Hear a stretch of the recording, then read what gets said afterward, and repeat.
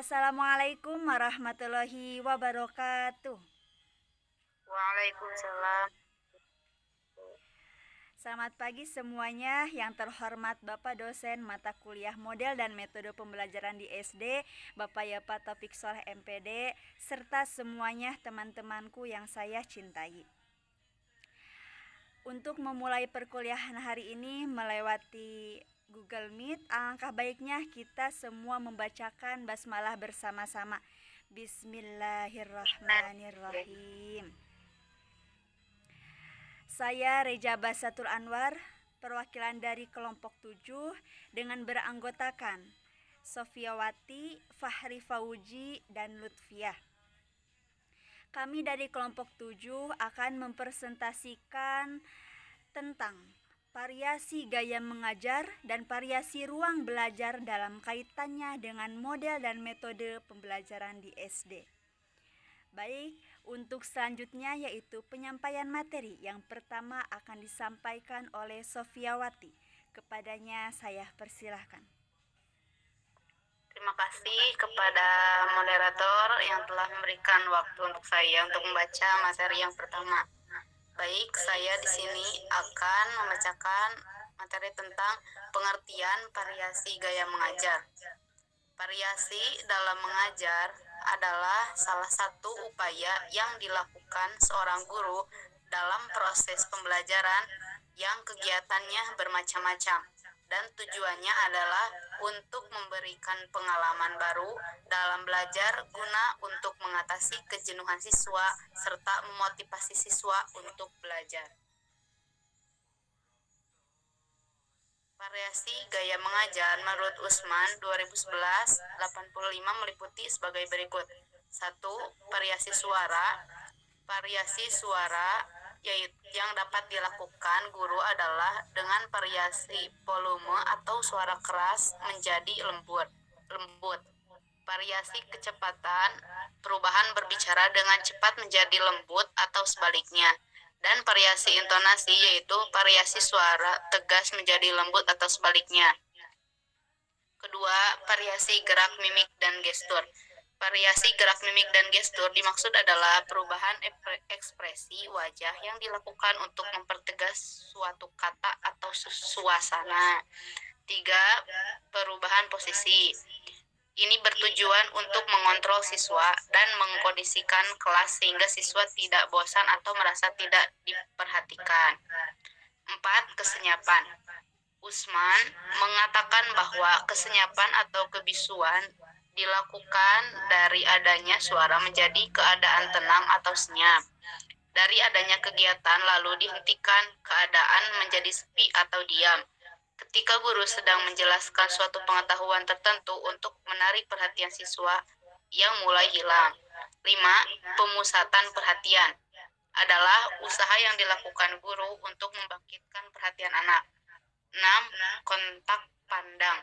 Menurut Idris dalam Fritriani, variasi kontak pandang dapat dilakukan ke seluruh kelas dan secara bervariasi ditujukan ke kelompok siswa atau siswa tertentu. Makna variasi ruang belajar. Pembelajaran yang efektif dapat bermula dari iklim kelas yang dapat menciptakan suasana belajar yang menggairahkan. Untuk itu, perlu diperhatikan pengaturan atau penataan ruang kelas dan isinya selama proses pembelajaran. Lingkungan kelas perlu ditata dengan baik sehingga memungkinkan terjadinya interaksi yang aktif antara siswa dengan guru dan antar siswa. Terima kasih, saya kembalikan ke moderator. Baik, terima kasih kepada Sofiawati. Untuk selanjutnya akan disampaikan oleh Lutfiah. Kepada saudari Lutfiah saya persilahkan. Terima kasih kepada moderator.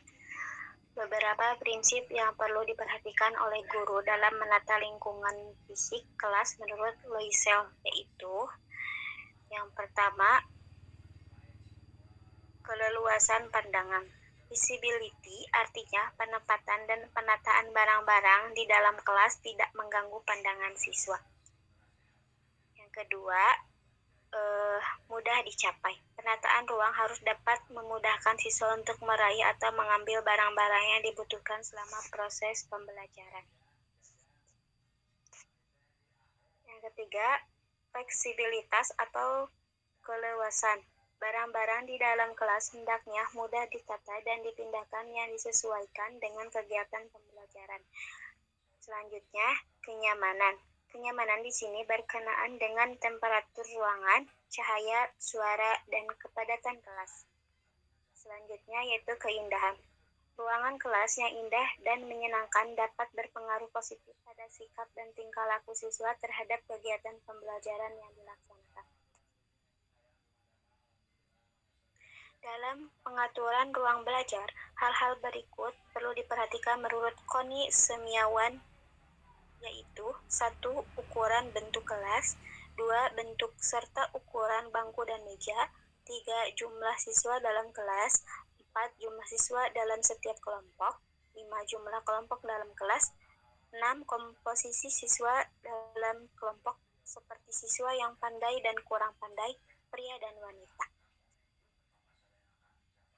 Keterkaitan variasi gaya mengajar dan variasi ruang belajar dengan model dan metode pembelajaran di SD.